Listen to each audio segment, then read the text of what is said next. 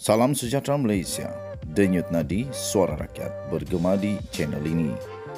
Bagi anda yang pertama kali bersama dengan channel ini, sila tekan butang subscribe, like dan share. Sila tinggalkan komen anda. Denyut nadi suara rakyat bergema di channel ini. Berita hangat hari ini.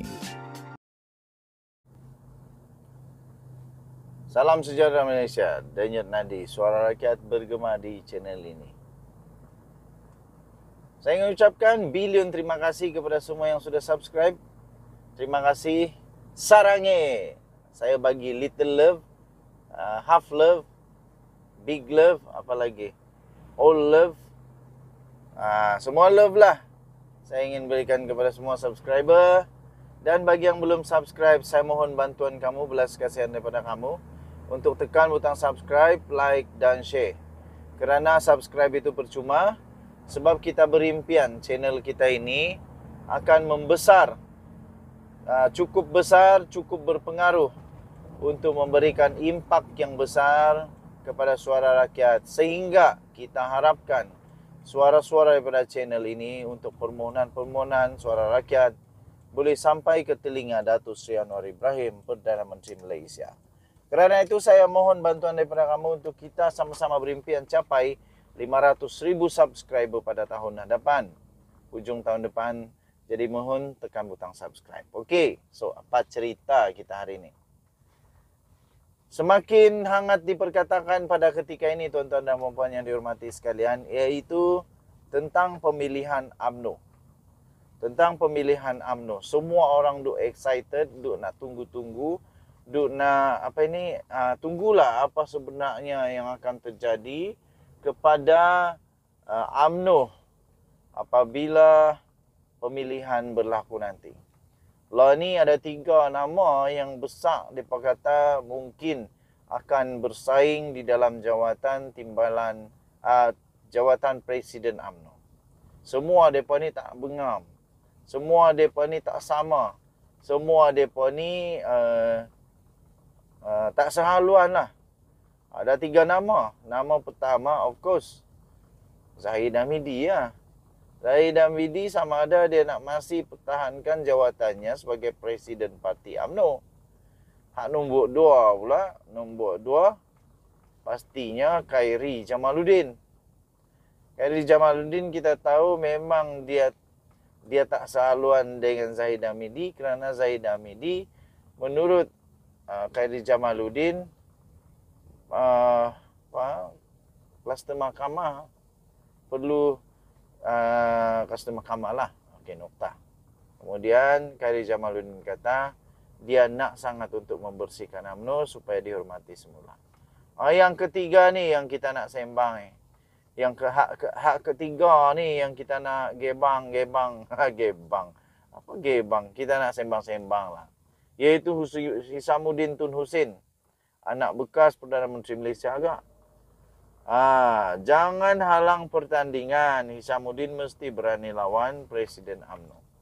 Hishamuddin secara terbuka kita tahu apabila Datuk Seri Anwar Ibrahim dicalonkan sebagai Perdana Menteri dan titah yang di-Pertuan Agong pula untuk adanya kerajaan perpaduan, tetapi Hishamuddin tetap berkerah.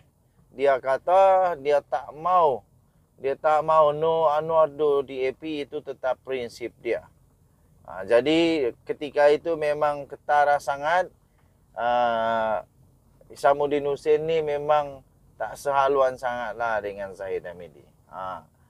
Walaupun tarikh pemilihan UMNO belum lagi ditetapkan, tetapi perbualan mengenainya sudah pun mula menghangat. Termasuk ada pihak yang tampil menyarankan agar jawatan presiden dan timbalan presiden tidak dipertandingkan. Maksudnya menang tanpa bertanding kah? Oi, saya tak setuju hak ni. Hak ni saya tak setuju. Mesti ada pertandingan baru betul. Baru kita tahu sama ada Zahid ni ada lagi keabsahan kah atau dah tak ada dah. Sama ada dia ada atau tak ada, kita nak tengok. So pada pendapat saya tak bolehlah macam tu. Ini mesti dipertandingkan, mesti kita nak tengok betul-betul apa yang terjadi kepada Zahid Hamidi. Sebelum ini pemilihan UMNO telah ditangguhkan sehingga dipindah perlembagaannya yang hanya membenarkan pertandingan diadakan selepas 6 bulan PRU dilangsungkan. Matlamatnya ialah agar parti tidak berpecah dan fokus kepada usaha untuk memenangi pilihan raya. Dengan itu, menyarankan agar jawatan Presiden dan Timbalan Presiden UMNO tidak dipertandingkan dalam keadaan PRU sudah selesai adalah tidak munasabah. Tidak munasabah dan satu langkah yang jauh berundur ke belakang. Hak ni saya setuju. Mana boleh.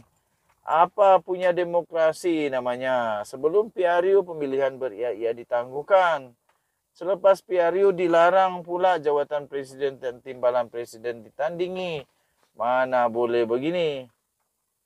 Sepatutnya, selepas selesai PRU inilah pertandingan mesti dibuka dengan seluas-luasnya dan tidak harus ada usul sekatan sama sekali.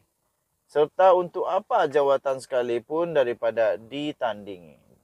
Nak takut apa jika berlaku pertandingan selepas PRU ni? Takut apanya? Inilah kita nak tengok. Mau tidak mau kenyataannya Zahid Hamidi dah kalah. Zahid Hamidi antara punca kekalahan UMNO di dalam pilihan raya. Hak tu realiti yang tak boleh disangkal.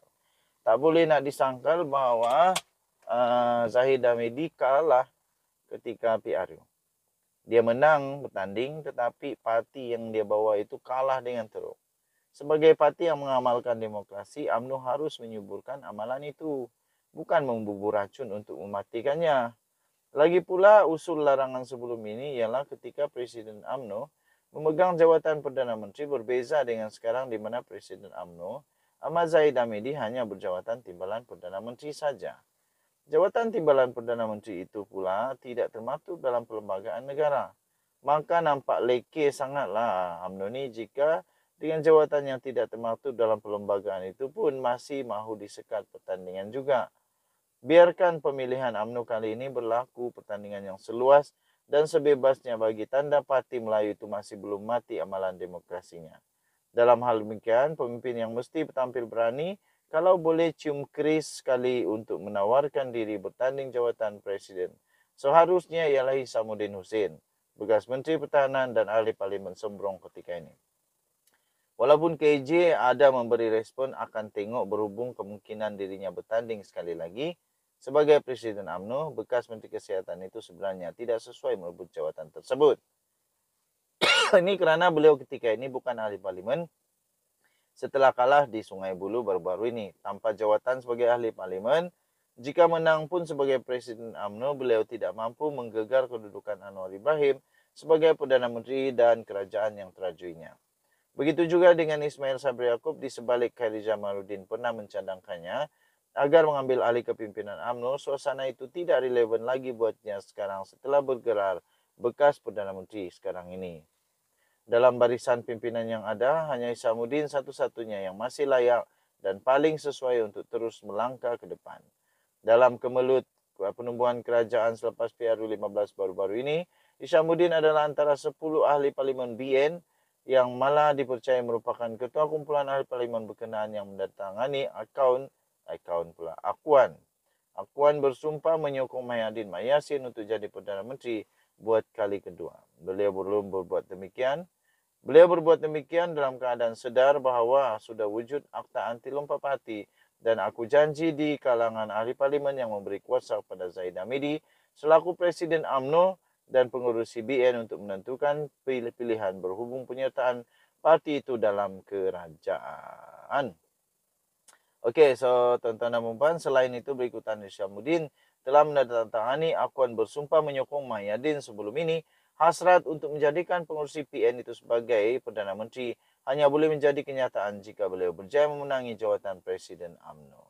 Selepas memenangi jawatan Presiden UMNO nanti, beliau boleh membawa parti itu keluar daripada kerajaan sekaligus menarik sokongan terhadap Anwar Ibrahim.